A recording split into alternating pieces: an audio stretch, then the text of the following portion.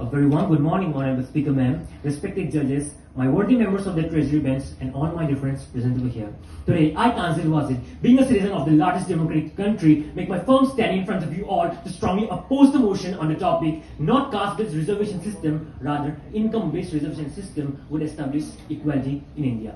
Now, before beginning, Honorable Speaker Ma'am, if caste discrimination truly disappeared, then I would gladly support the motion. But until then, pretending an economically weak Brahmin faces the same struggles of a Dalit is not just an ignorance, Honorable Speaker Ma'am, it's an insult to our history. Firstly, caste discrimination is not just a myth, it's a daily reality.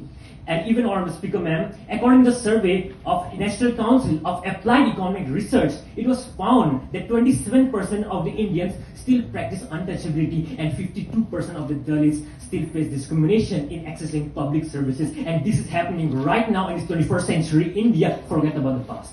Secondly, we must understand that this caste-based discrimination. Secondly, we must understand this caste-based discrimination system addresses historical injustice, not just about poverty. And even, Honorable Speaker, sir, it has been found.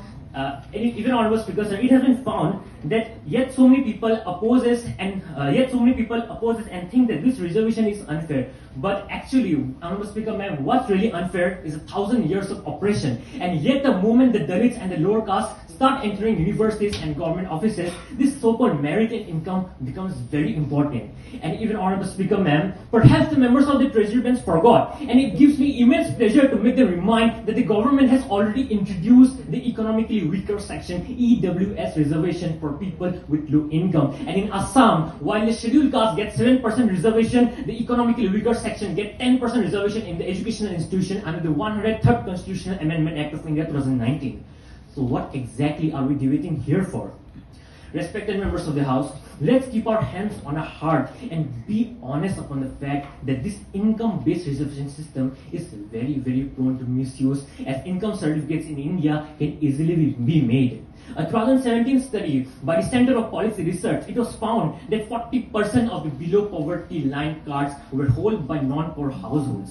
In contrast, a caste is a more stable and more verifiable criteria. At last but not the least, I would like to conclude by politely requesting the members of the Treasury bench to reflect upon the motion again.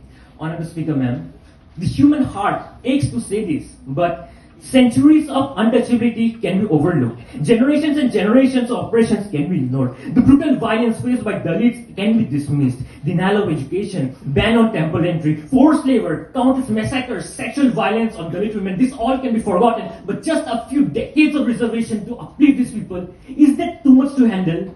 Let's be clear and straight. Until and unless caste discrimination exists in the Indian society, caste-based reservation should, will, and must stay. It is not a favor, it's a justice, and justice is not a charity, it's our birthright. With this, I rest my case, but not my cause.